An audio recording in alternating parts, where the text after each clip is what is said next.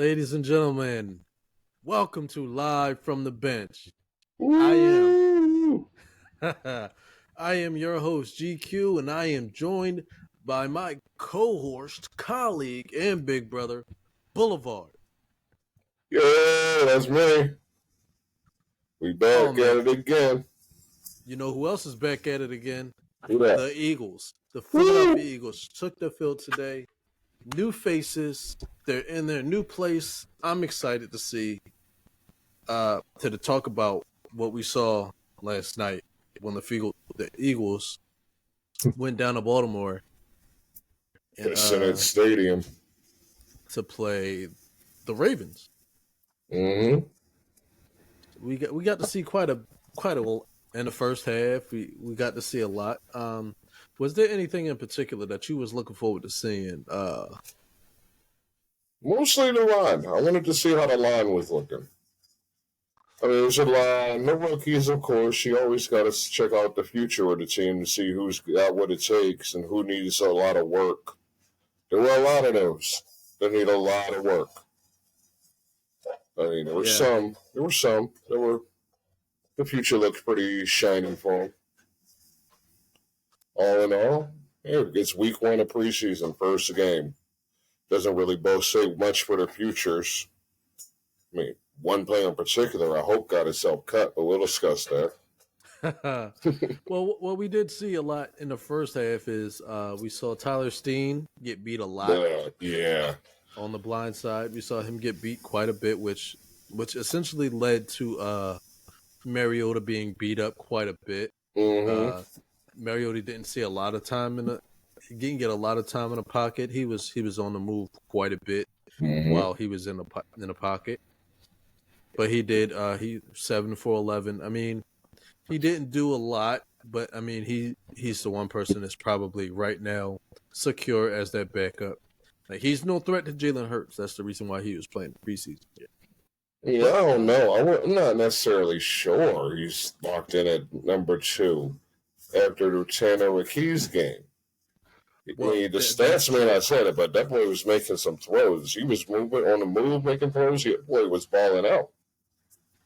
I think this year he's probably locked in. Next year, I don't think he has a job in Philadelphia. Right. But I moved down. Somebody who I didn't expect to see play, who actually did play, was DeAndre Swift. Yeah. Is DeAndre or Devontae? I'm not. DeAndre. DeAndre Swift. Oh man, he played like a man who was on a mission, and I love to see it. We got to see that Cerberus backfield do what it does. Yes. And Devontae Smith, Penny, Sermon, those three guys, they showed that they belong. That is a monster of a backfield. Out of that running back core, though, the person that did who basically showed everybody he doesn't belong is Kennedy Brooks. Absolutely. Kennedy Brooks doesn't belong in Philadelphia. No. He's going to be the guy on the outside looking in. I'm curious of how that depth chart's going to play out. If Philly's going to go 5 running backs at the end, or somebody's really got to set it apart. And if maybe 4 in a practice squatter. Yeah, and I think it's probably going to be shot Penny. He's probably going to be the odd man out. Think so? Yeah, I feel like Trey Sermon's going to beat him up because I feel like Boston Scott and Gainwell, they're locked in.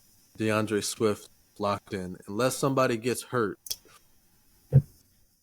See, I'm never that confident in Boston Scott. I don't know if Philly fans love him, but I don't see it. I've never seen it. Be honest, I don't either. I do not think Boston Scott is somebody that should take a spot from Sermon or Rashad Penny, but he has his uses, I guess. I mean, he'd be out in my book. You could drop him. You could drop Brooks. Because, I mean, Penny's got a credibility, I guess. So he's done it already. So we know, he's capable of something. Because he's goose and cook. He's still got some mileage on the tires. And, from what we've seen from, what's his name?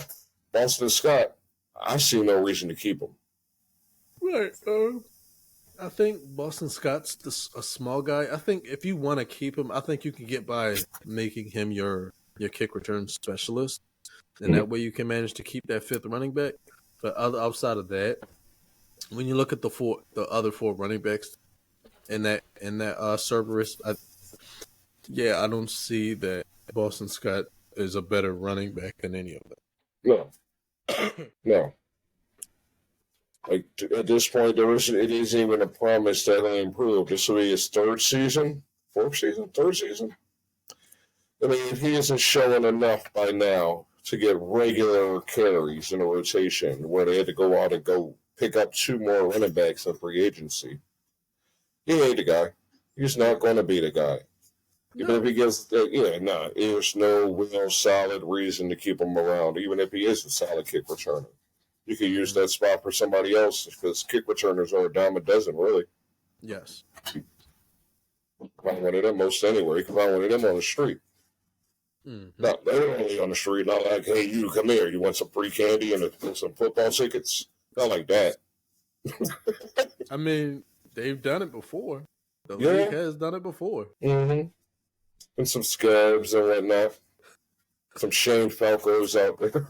That was actually one of my favorite movies. Yes. When it comes to football movies, Any Given Sunday, The Replacements, Program. Of course. Some of the best movies out there. Shoot, even Wildcats. You ever seen Wildcats? It was like I have not. With the famous Wesley Snipes, Woody Harrelson movie, I think, and Goldie Hawn was the football coach. We've seen the 80s movie. I don't think I've seen it. It's a classic in my book. Even the song at the end of the movie where you got Goldie Hawn rapping. Classic. That's funny. I have a question. Mm-hmm. Would Show Me the Money be classified as a football movie? Sure. Yes. Yeah? Yes. Okay. Yeah. It's a long story. But it's they spend so much time around football that it kind of is. It is.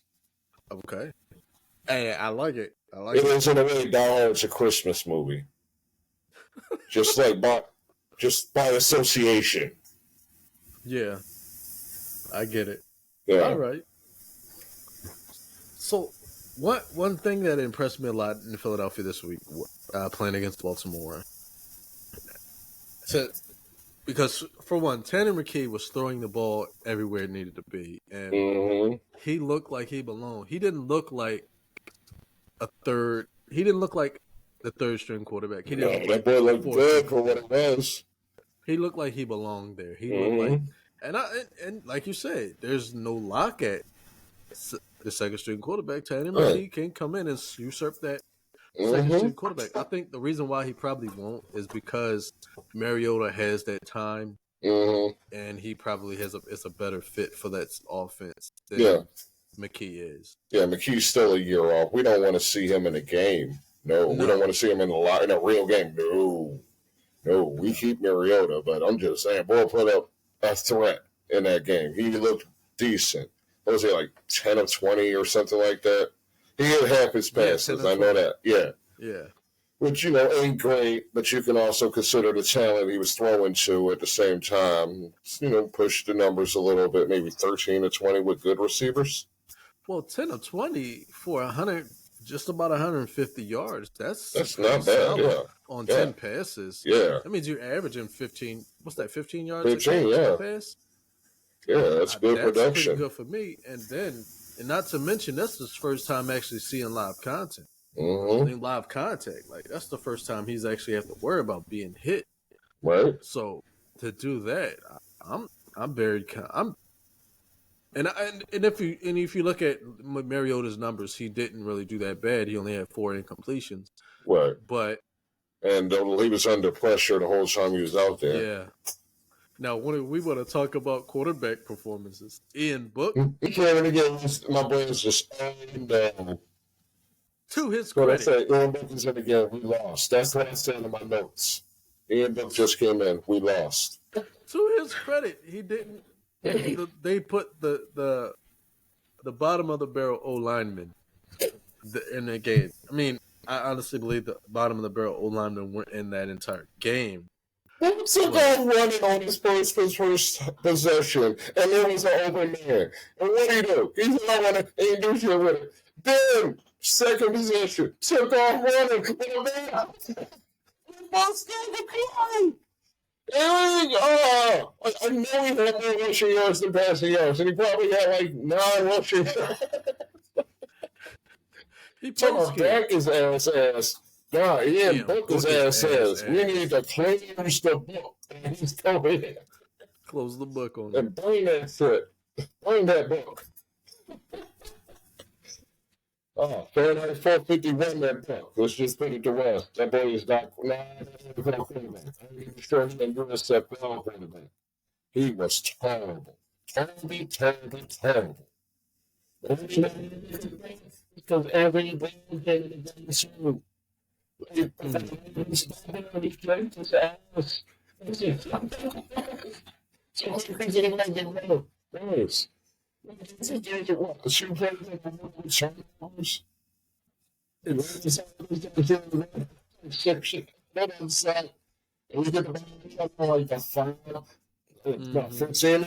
just get you trash, and your mama trash for making you. It's really crazy, because you and it. Trying to get the words out. And I think to myself, like, maybe this is probably I probably think this because I've never played on a professional level, but like when you think of a professional quarterback being you've made or you're on an NFL team, you'd think that you would actually have some talent, some level of skill set. Yes, that'd be something. And then you look at guys like Ian Book, and they're like, how? Wait a minute, because and this right here, a guy like Ian Book is somebody that makes an argument for people like Colin Kaepernick. Like, this is your guy, because I feel like Colin Kaepernick probably could still provide a better option at quarterback than Ian Book. Absolutely. I mean, granted, it's the age difference, but right.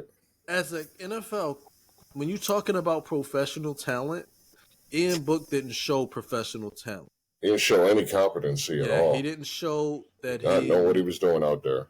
And I tell you, when you're an NFL player, no matter where you are on that depth chart, you are expected to know what you're doing when you get on the field. Right. When you're playing at any level, you're expected to know what you're doing on the field. That speed destroyed him. As soon as he hit that field, he didn't know what to do. He couldn't process or nothing. He was not prepared. And that's just like, because it begs the question: what were you doing all off season? What were you doing all training camp? Were you not doing anything to help you process the speed of the game? Right. And I mean, there isn't too much you can do besides play against another team. I don't know if they had their joint practice yet, did they? I think their joint practice is coming up soon. Yeah. So he didn't really get any real live fire, I guess. He didn't take any real shots. But I also say that because Tanner McGee performed so much better than Ian Book, Ian Book's been in this league for 3 years. Oh, well, we can't everything I said. Or trash. Tanner McGee, this is his rookie season. I think this is rookie season, right? He's drafted. Yes. So there is no excuse for anybody. There's no excuse for a rookie to come in with just as much professional experience as Ian Book. It doesn't matter that can't think of Bryce Young. Just because Bryce Young was the first round pick, there is no expectation that he should be better than Ian Book as a professional, because Ian Book, it's like having a fry cook who's been a fry cook for the past 10 years, and you got this guy who's been in fry cook school for past 5 years. Just because he has a piece of paper, that doesn't mean that he's better than you. Bryce Young was first round pick, first overall pick. Was he first overall pick? No, he was first. Stroud was second. Okay. That's when First Anderson was overall third. pick. Okay. So he's the first overall pick. Mm-hmm. But he has just as much experience as you. That means Mm-hmm. you should already have the upper hand. Ian Book, you've been in this league 3 years. 3 years is more than enough time to say that I have enough experience to say that I know how to diagnose the defense. I know Mm-hmm. how to read the defense. If you can't read a defense in 2 years, if you can't read a defense in 1 year, because Right. you should not be on a team. Ian Book should be looking at the spring leagues. Yeah, if he's And lucky. and I'm gonna be here's the on thing. Jared Lorenzen team. Dan R.I.P. Jared Campbell said Lorenzen. something. Dan Campbell said something, and I 100% felt it with all of the energy that I could feel with. He said the XFL and the USFL is invaluable to the NFL. Mm-hmm. 100%. Because Thank you. players that probably won't see much time on the field, probably won't get the reps, will get those, and you won't get to see how good those players are because they're not going to get the reps. Yeah. But they go to these spring leagues, they get the reps, they get the experience, and now they have some semblance of what professional ball looks like. Yes, there's a big difference in talent, but the speed's there. Right. The expectation is there. So, yeah, I agree with Dan Campbell. You get, and I feel like if you're not making it, you need to be you need to lobby to get in one of these leagues because Right. that's the only way You you're going need to those develop reps. yourself. You need those reps, those live reps. Yes, because guys like Deion Kane, who came in, did his thing. Tyree Cleveland came in, did his thing. Mm-hmm. Those guys were USFL and XFL players. When they were in the league prior to the following years, Tyree Cleveland was in Cleveland, Deion Kane was in Indy. Mm-hmm. They weren't very impressive. They were guys who were like, no. And then you watch them, the way they performed in the preseason. Whoa. Right. Deion Kane was a starting wide receiver on a national championship team. Yes. And they came in. They showed that they belonged in the NFL. Tyree Cleveland, man, let me tell you, the only time I heard that man's name before he was in the USFL was when I see him on Madden. He came in there, he showed like he belonged in the NFL. And the guy who I feel like who came out and performed like he belonged in the NFL is just like Greg Ward. I mean, Greg Ward he's one of those guys. Greg Ward is one of those guys. He's talented enough that you're relevant to the team. Mm-hmm. Because I didn't even know he was still on the Eagles roster. Oh, he's going to be an Eagle forever. Y'all remember Greg Ward? You mean the team president, Greg Ward? Is he going to front office once he retired? Because he comes in. I feel like he's one of those guys. He's like, yeah, I'm not going to be the guy that's going to get 1,000 yards for you. No. But if you need me to come in and make solid catches and just be good enough to contribute, I think that's Greg Ward does what he has to do, but he's like, I'm not that guy. I'm not him. And in respect, I respect that. I respect that, but my thing is, as long as he's been in the league, it's time for you to understand something. If you got to separate, because if you look at the Eagles receivers and you look at the guys that perform, you got guys that were performing and they have something that Greg Ward doesn't have. They have size. Johnny King, which was completely, it was baffling to see this guy on the field. What, 6'5", 209 pounds? Mm-hmm. He was tall, and he was wearing number 43. Completely threw me off because I was like, what is that? I was like, I didn't know the Eagles drafted a tall or signed a tall running back. Then I looked at his numbers. That's Johnny King. Why is he wearing number 43? Completely threw me off. Preseason number. But he did a great.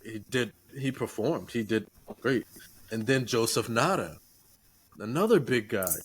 And honestly, I'm just so shocked to see Eagles starting to pick up big guys because Philadelphia doesn't usually sign big wide receivers. So no, it was impressive for me. So I like seeing that because Those guys aren't just big; they're big.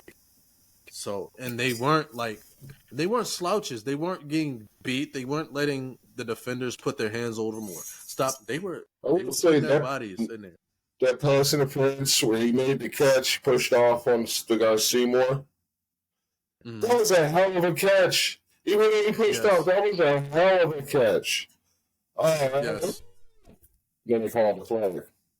I mean, but you know what I like about the flag was he had too much space to not have pushed off. Yeah, but you know what I like about that though is because when you get players that's aggressive, when you get players that's willing to say, "Yeah, I'm gonna push you. Mm-hmm. Don't get up and get out of my area because I'm gonna push you. Well, get away. Give me some space because either I'm gonna catch it regardless, or I'm gonna put you on your ass. Like back up because I think that's the thing with AJ. That's what happened with AJ Brown last year when he went against the Titans. It was like 3 pass interference calls. AJ Brown was like, "All right, you want to crowd me? I'm gonna run through you."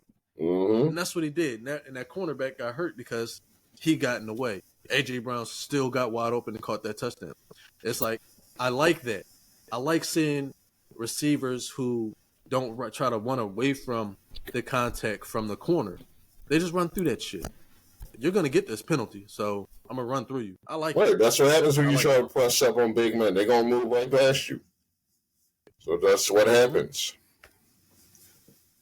The cornerbacks don't be coming as large as like King. Like there's very few 6'4" receivers. Like height matters on a receiver.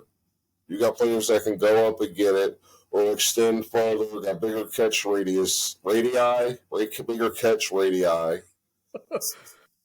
That's a big word. I don't know. I believe it's the plural of radius. I don't know. That's like high school science or math or something educational. I don't remember. All I know about radii is it's a sneaker company. Is it? See, I didn't know that. Yeah. Are they still out? I don't know. The more you know.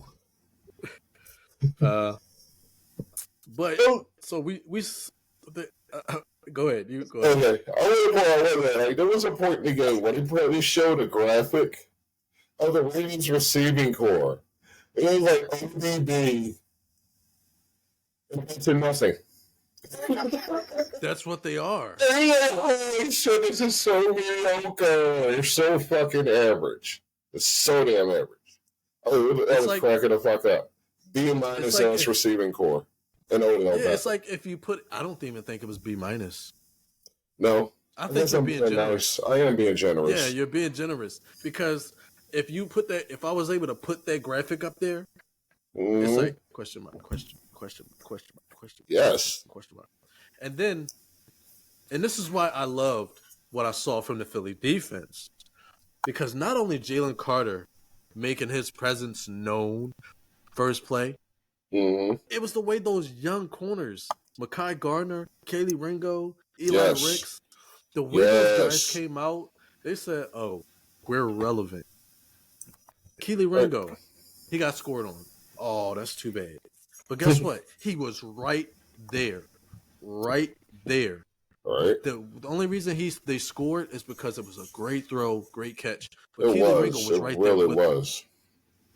Keely Ringo right there with him. That is something that I value when you see people on defense. Was that Wallace touchdown, that 10-yard draw? That was the Duvernay first quarter. Okay. Yeah, but I think they did the same play to Mekhi Garner, but he was right there as well. It was the same situation on the other side, and he was right there. Great defense. The receiver. That's how you earn your time.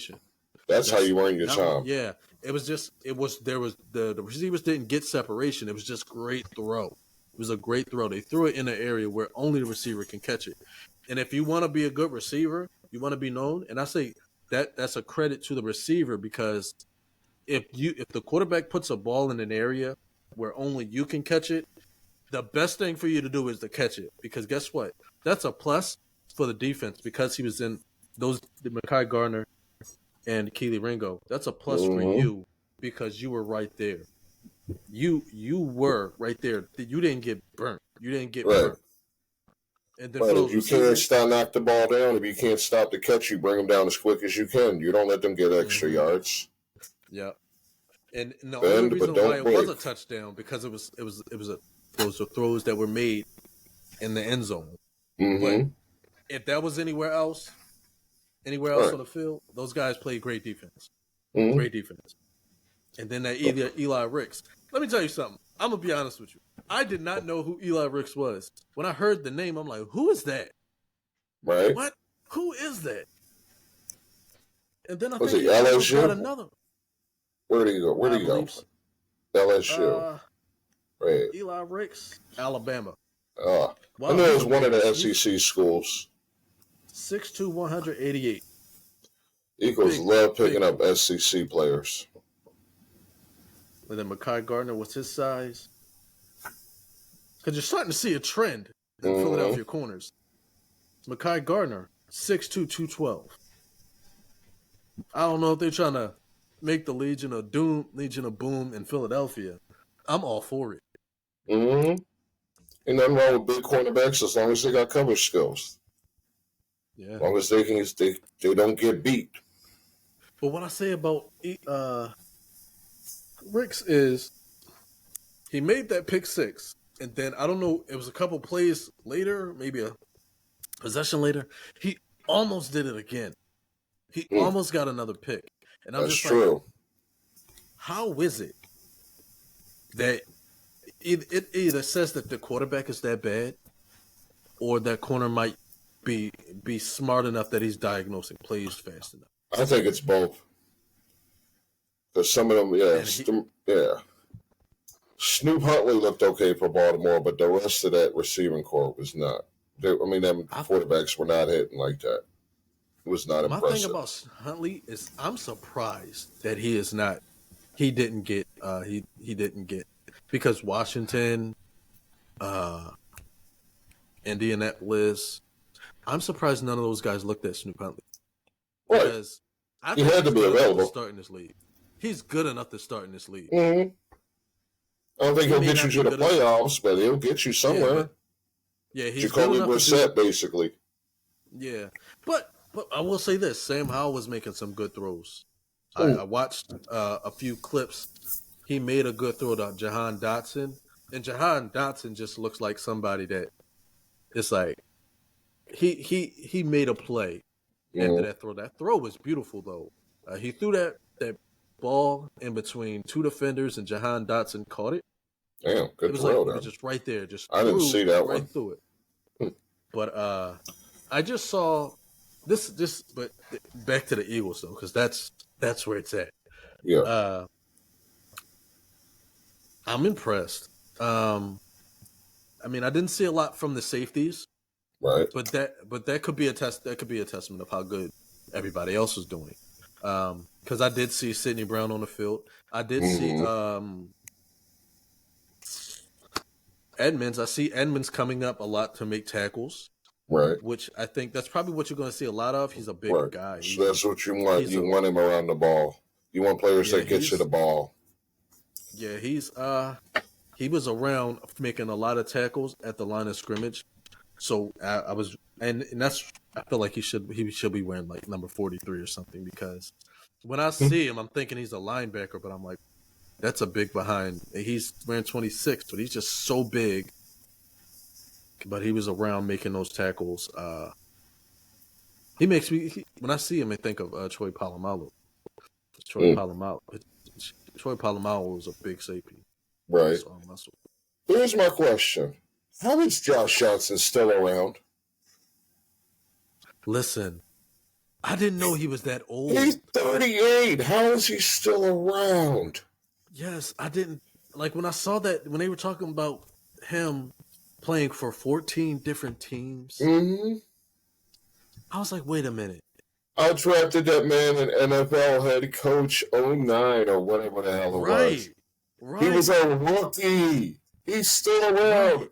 Like, how? He did a whole lot of nothing for a whole career. Yeah. And when I saw that, I'm like, wait a minute. Josh Johnson? I was like, he must be broke. No, not necessarily broke, but he must be bored. You know, like, he ain't got nothing else going on. He don't want to go home. Like a lot of them quarterbacks. Call, Sean Brady, call. That's why he stayed an extra year. Like, I ain't going home to that witch. I feel like that's the reason why Aaron Rodgers is still there. Yeah, probably. He ain't got nothing else to do. Chase, though. Boy, got weird chase than women. That girl from what's it called? The ugly girl with the dumb haircut. The girl from Divergent. That one, yeah, Divergent. The ugly girl with the dumb haircut, her. Yeah. Like, really? I don't know who was worse off in that transaction at all.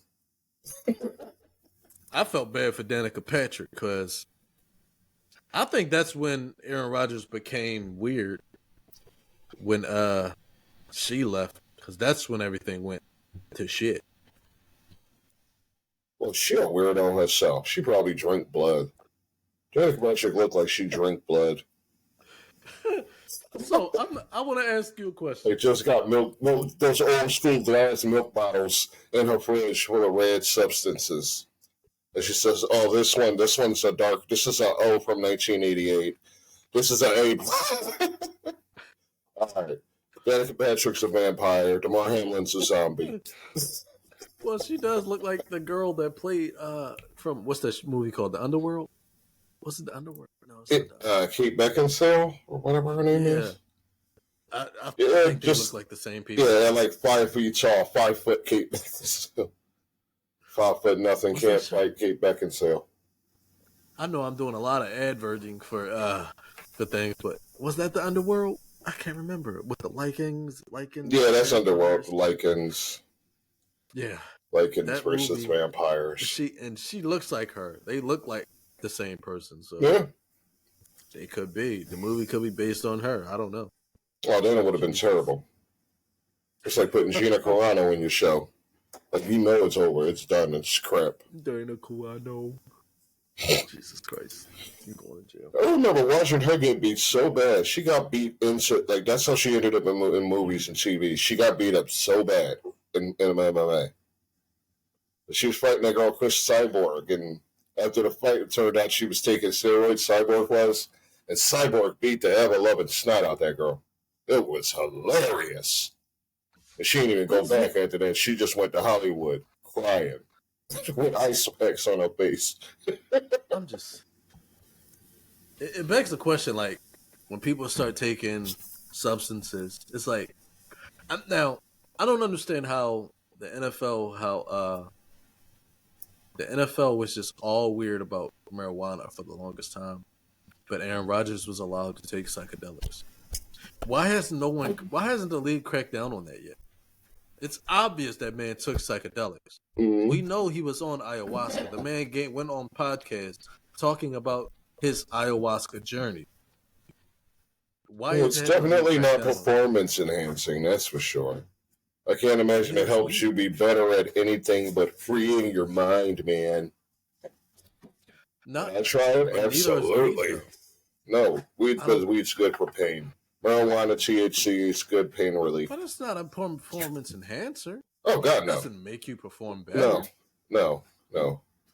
That was a whole messed up thing that had been going on for like 60 years, where we were all trained to believe that weed was bad. Like, let's take pills and get addicted to pills and ruin our careers and die young, instead of just smoking weed or taking THC capsules or edibles or stuff of that nature, cream, stuff that'll actually help you feel better, stuff that actually relieve your pain. But no, that was a whole big money scheme that was put in because, if they'd used hemp, we wouldn't have needed cotton. So that's why everybody's like, oh, weed is bad. Say no to drugs. Just say no. Dare. Speaking of dare, that was a joke. Did you ever do dare? Did you do dare? No. You didn't do drug abuse resistance education? They had that whole load of hogwash, that load of turkey shit. Like... Do you know the reason why? I have a theory. I have a theory about why so many people that I grew up with started doing drugs at such a I noticed we're getting off topic, but still, the reason why so many kids I know went and start doing drugs at such a young age because they were made aware of it. Yeah. I feel like because I didn't know about so many things, I never had any curiosity of it. Right. Like, just I've known some people like a guy when I was in the military, a gentleman. I had Vicodin for injury, and he was like, "Oh, you got Vicodin," and then he crushed it up and did what he did. Yeah. And I was just in my mind, I was like, I would have never thought to use any type of medication, or I would have never thought to think that any of this stuff was even possible because it was never something in my mind. It was never something I was aware of. So it was never something I was interested in. Like marijuana, like weed, I was never interested in it because it was just like, I mean, I don't know what it does outside of what other people say about it. Right. And if some people say it makes me feel better, sure, I guess. I mean, I don't really feel it's just wasn't one of those things that interest me, and it wasn't something that caught my attention. And it was all up in your face when you were a child. Like, it was everywhere. Especially, I mean, in your own household, there was a lot of weed being smoked. I was there. I don't think our listeners need to know that. I don't think they don't care. They can relate. Need to know. They can relate. I will bet 90% of the people that sub and watch our stuff have partaken. Right. I mean, I'm sure at least 80% of Americans have partaken in marijuana. Specifically Americans, because, I mean, it's good for you. It's not crack. It's not heroin. It's not opioids. It's been proven to have positive medicinal qualities. I mean, you can put cocaine in a bullet wound and it'll stop the blood, but that's like a very specific situation. But weed is good for Alzheimer's. It's good for pain relief. They give it to people with HIV. I mean, it has many uses. They just tried to hold it back so they can use other products, and like some guy who I can't specifically remember who could make more money. He's the guy who was like, the whole weed is bad, don't use weed, don't smoke weed, all that. That was like in the 30s or 40s. Yeah. Back in the reefer madness days. Yeah, man. Yes. Well, that was good. It was a good talk. But I think that's what we're going to have. We're going to go ahead and end the episode there, ladies and gentlemen. I want you to take the time out of your day. If you're going to watch this, subscribe, like the video, subscribe to our channel so we can be able to make more content. Tell your friends. And when you get some time, if you can't watch us, this same content, the audio from this will be on Spotify and you can listen there. Use the hashtag #CutInBook. Because that more garbage. We're going to make this man unemployed now. I mean, yes. He's going to be unemployed. He made himself unemployed with that game. But he's going to be unemployed and still have more money in the bank than we do. Yeah, for now. Give it a year. He's going to lose all that when his wife leaves because he ain't a pro quarterback no more. Until next time, ladies and gentlemen, take a seat on the bench. My stomach bubbling. Be sure.